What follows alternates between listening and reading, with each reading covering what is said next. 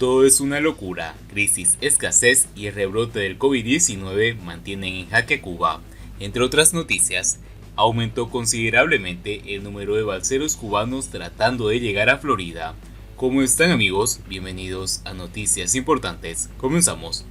El manejo del COVID-19 en Santiago de Cuba ha estado marcado por la desorganización y la falta de transparencia, según refieren los propios ciudadanos.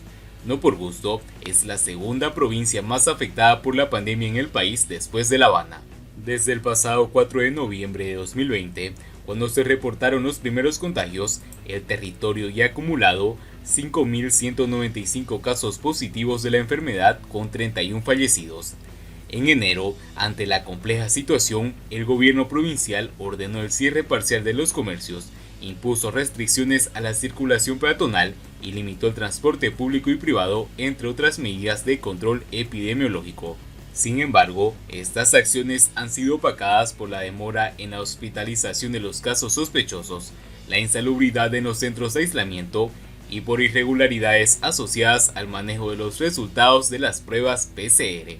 Hace 2 semanas, los trabajadores del Hospital Psiquiátrico Gustavo Machín, ubicado en el municipio santiaguero, revelaron la existencia de un evento de coronavirus que involucraba a 25 personas, entre pacientes y trabajadores. Una enfermera del centro aseguró que las cosas estaban en candela. Se formó un corre-corre tremendo y pusieron al hospital en cuarentena. Incluso recogieron al personal que salió de guardia y a todos los que tuvieron contacto con los enfermos. Luego dijeron que hubo un error y que las pruebas dieron positivas y luego negativas, cosas que no me creí. Por eso decidí coger mis vacaciones, sostuvo la fuente. Al respecto, la directora del Centro de Higiene y Epidemiología del municipio, Ania Mojena, declaró a Teleturquino que una rectificación de las muestras de PCR habían descartado el evento epidemiológico. De acuerdo con la revista médica The Lancet, los llamados falsos positivos, cuando una persona da positivo y no tiene el virus, son muy extraños, pues la tasa ronda entre el 0,5% de las pruebas. En cambio, el promedio de falsos negativos es un 37%. El estudio a su vez resalta la efectividad de la prueba de diagnóstico PCR, pues esta detecta el material genético del virus en el organismo. El doctor Roberto Serrano Delis, quien también es natural de Songolamaya, considera absurda la manera en que se está intentando controlar el virus en la provincia. Las acciones se contradicen todo el tiempo. No puedo entender cómo las autoridades multan a los ciudadanos por violar los protocolos sanitarios y luego esas personas son obligadas a permanecer hacinadas en hospitales, centros de aislamiento insalubres, criticó el especialista. La mayoría de estos lugares, hasta 10 personas tienen que compartir un minúsculo cubículo. En vez de una cama, deben dormir en literas o camillas que son mucho más económicas y ahorran espacio. Una ciudadana de 20 años y con 5 meses de embarazo recientemente tuvo ingresada en el Hospital Clínico Quirúrgico Juan Bruno Zayas. Según dice, allí se sintió más expuesta que nunca al contagio. No se aislaron e hicieron el PCR porque una enfermera del piso dio positivo. Como a los 2 días, veo que entran a la sala y se llevan a una embarazada, sin decirnos ni media palabra. La trasladaron para otro cubículo en la misma sala y luego lo que supimos es que también estaba contagiada, denunció la gestante. Aunque la situación no pasó de un susto, pues su PCR resultó negativo, mientras estuvo internada sufrió la falta de higiene y el hambre terrible como ella lo describe. Nos dieron de almuerzo un arroz que parecía fango con un huevo en polvo. No me lo pude comer, además el mal olor de los baños me tenía con indigestión. Mientras tanto, el gobierno anunció que muy pronto abrirían otros centros de aislamiento en Santiago de Cuba. Los hoteles Versalles, San Juan de las Américas y Costa Morena están habilitados para atención exclusiva solo a turistas. Mientras tanto, los santiagueros que acuden a las unidades asistenciales para realizarse el PCR no son atendidos o deben pernoctar en los cuerpos de la guardia porque hospitales y policlínicos se encuentran colapsados. En muchos casos, las personas son enviadas de vuelta a su casa para esperar por un médico que vaya a hacerle la prueba. A inicios de este mes, los vecinos de una cuartería en el reparto Santa Bárbara aguardaron casi una semana para que les hicieran la prueba después de que varios dieran positivos en los test rápidos. En cuanto a los retrasos excesivos del PCR, el doctor Roberto Serrano cree que si la persona está asintomática y pasan tantos días, puede pensar que no tiene el virus y de seguro violará el régimen de aislamiento. Así está pasando, sobre todo con las personas que llegan del exterior y tienen un tiempo limitado en el país. Siguiendo con las noticias, por la pandemia aumentó considerablemente el número de balseros cubanos tratando de llegar a Florida. Las noticias desde la isla indican altísimos niveles de pobreza debido a la caída en el turismo que están desesperando a la población y han sentado las bases para un nuevo éxodo. Los datos los ha dado la Guardia Costera de Estados Unidos.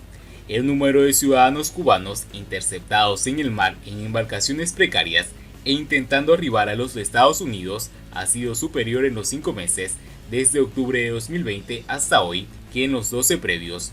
Más de 100 cubanos han sido hallados en el mar en ese tiempo, mientras que en el año anterior habían sido 49.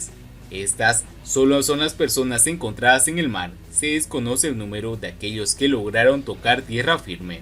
El número es menor que el que se ha visto en otras crisis en el pasado, pero igual hay una clara indicación de que la tendencia está en alza, inclusive cuando las leyes migratorias en Estados Unidos han cambiado y ahora los balseros que toquen tierra no consiguen inmediatamente los papeles en Estados Unidos.